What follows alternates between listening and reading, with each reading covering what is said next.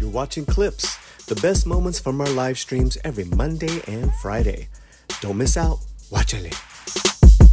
So, Gringo go home won't solve Mexico City's problems. Good or bad, gentrification by American and other foreigners pales before the acute challenges faced by one of the world's largest city. That is what is this photo? So that's one of the, like they have like Rosteros all over like Mexico City, and they have all the poles. And usually what you would see something like this is, it's just, like art or something that they put in these things. Most of the time it's like any major city, you'll have something where people look for jobs or something like that. But also big in Mexico City is these colorful like luchador things, because lucha libre is still hot and going on in Mexico all the time. So these little colorful signs with a luchador usually meant that you would know where the next lucha would take place. So they're taking that kind of art and just, saying the whole like Mexico is for Mexicans, gringos get out. So, you got the side-eyed kind of luchador going in there. It's, it's one of those cute artistic things that you see do in Mexico City. Also lovingly known as El DF. In the ongoing universal tumult over gentrification, Mexico City surely must be one of the world's fiercest battlegrounds.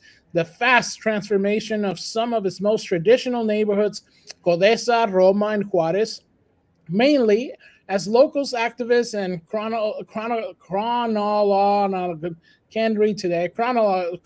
people who make notes on edge, complaining about the mushrooming number of trendy cafes and expensive rentals. Chroniclers.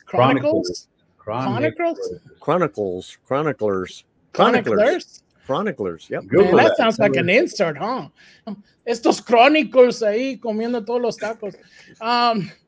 Trendy cafes and expensive rentals has become a favorite pastime in a self-absorbed microcosm. See, I can read that one. And who are the favorite villains in the story? Even over the much-hated real estate development, it's the Americans. Pinche Americanos. You Americans. Wow.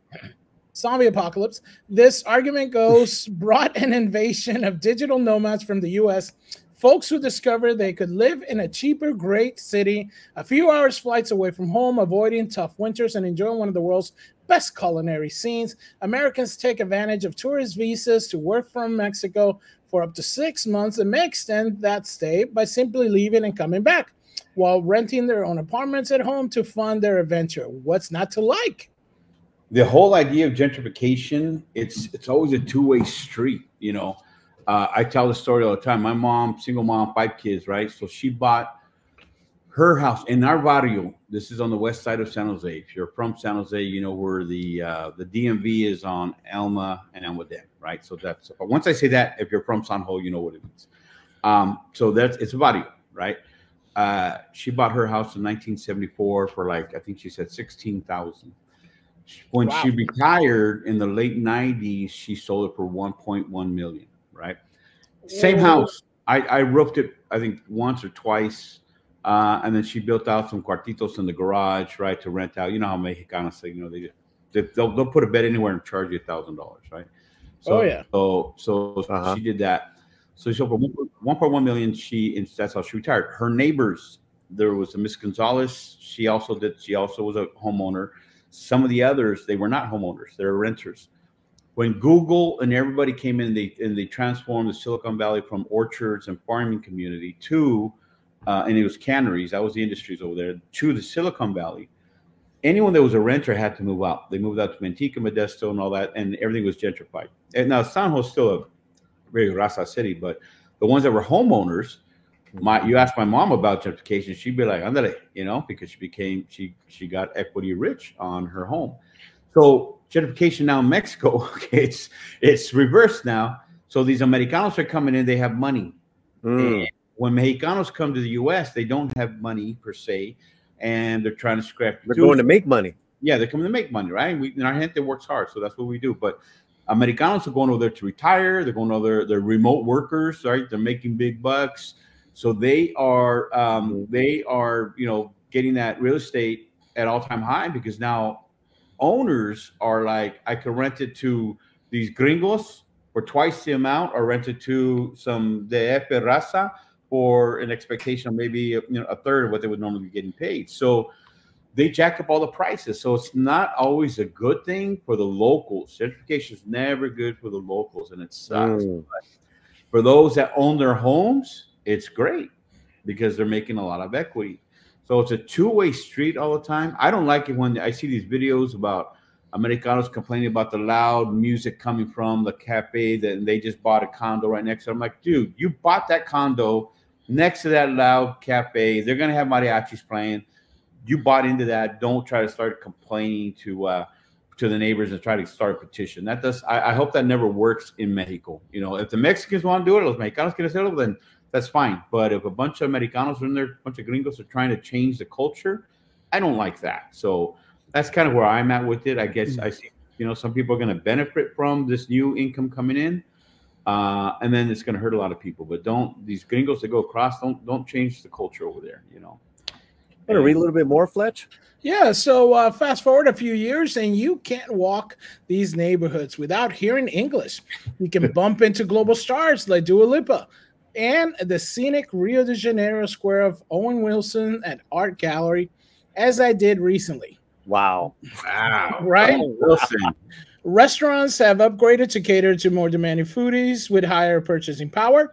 Bars, nightclubs offer hip options, and Soho House just opened a chic Baroque mansion in Juarez, and the rent that was so cheap a few years ago has risen to price out not only the locals but foreigners too. The special ingredient here is the historic torrid U.S.-Mexico relationship. For some Mexicans, the current influx adds salt to open wounds. Witness the street signs crying, "Gringo, I want you to go back to your country," or "Mexico is for Mexicans. Get out." Ouch. Telling. You also find that Americans who moved to Mexico many years ago are now upset that their fellow nationals are ruining their little secret. You even have those that are trying to play the cultural battles, like this TikToker making an outrageous claim that taquerias don't have spicy salsas anymore because the Americans' customers don't like it. Yeah, we covered that. Yeah, that was funny.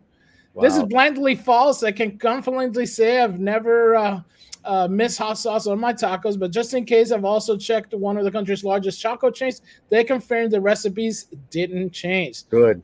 Yep. Keep salsa hot again. So what to make of all this? Well, I suspect the role of Americans in Mexico City gentrification is largely exaggerated, and some of his criticism is unfair. For starters, foreigners from many nationalities had lived in these areas for a long time. There are now a lot of U.S. travelers, yes, but a good chunk of them are tourists enjoying a city that is vogue. Some stay in a few months or for short experiences before going back.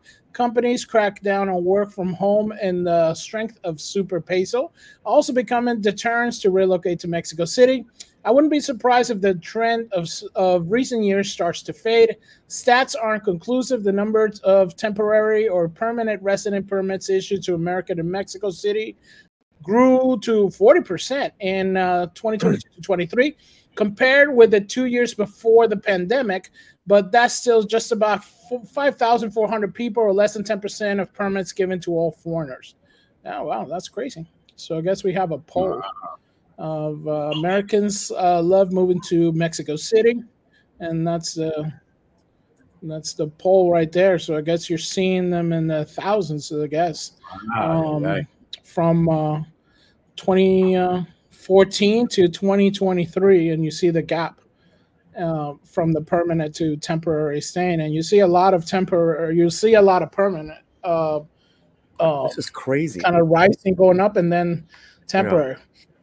Well, Mexico City is pretty vogue. Yeah, like the guy said, even when I was there, like a long time ago, you have tons of Germans and British people, and this is really interesting because it was definitely it's because it came out of the lockdowns, out of the quarantine, out of the COVID. It's right there. Yeah. It's right there. The rise of remote workers. Right. Oh, yeah. So, and then most of those people, got money. Their politics too, which I find interesting. I would bet to be most left leaning. Mhm. Yeah, probably, potentially. So the very policies that they vote for, yet are hypocrites and go and live in Mexico City, man. Right. And the funny thing is their visas are very limited because Mexico doesn't do the whole thing. Well, you forgot your visa or your visa run out and you just stayed for years. No. Well, that's the next thing I was going to say was that I know a couple that just married and now married in Mexico City, have a place there now, but have their small businesses out of Texas. I mean, they're gringos, and I love them to death. But it's just, and I know one very well. I mean, their politics are super left. Yeah. And and part of us too, though, it's not just Caucasian. You're talking, guys like us. We move over there. Let's say if we established over there, we might fit in a little bit quicker, but we're still Americanized. They're still going to hear us talking English as they're walking by. Sure. So it's all around. There's tons of new channels on YouTube of Americans, like Chicano Americans that live in Mexico right now, and I think Oaxaca is also one of the ones that got really affected by this. Obviously all the coastal cities. Merida, you have places like Guadalajara is really big and stuff. So yeah, it's huge. Still, if my American friends visiting Mexico City want to address these tensions or at least avoid aggravating them, let me offer some free advice. Try to learn some Spanish. It will help your experience and add to your cultural background. Get out of the prominent areas. There's a lot to see elsewhere. And please, please, don't ever wear flip-flops in Condesa. This is not Cancun. No manches. Oh, man. You know what's going to change? What could alleviate all this is another cartel war. And a couple of some violent stuff like that happening in the city, they'll be like, okay, we're done. When most of our raza just like blow it off, like, okay, they'll figure it out pretty soon. Mexicanos will be like, it'll end. But another cartel war, and then they'll see an exodus pretty quick. Yeah, I just think this whole cultural movement of people back and forth for whatever reasons, it always just boggles my mind. And the history of the last couple hundred years, right?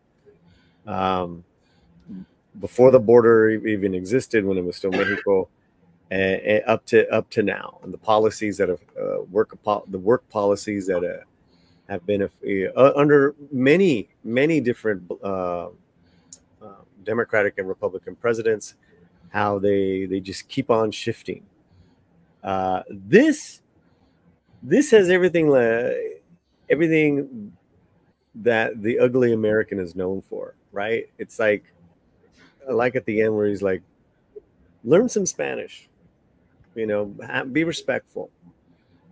Yeah, but if they didn't do it growing up where they live, if they're not well traveled, that's not going to happen. But also too, I think of, our border brothers and sisters. Do they do that when they come here? Do they have to?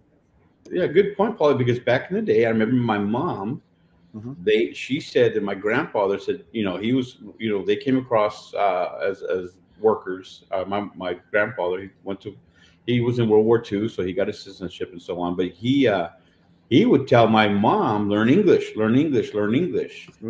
And back then, our population numbers were less. So to actually operate and thrive in the American culture, you had to learn English. Yes. Now our population numbers are the majority.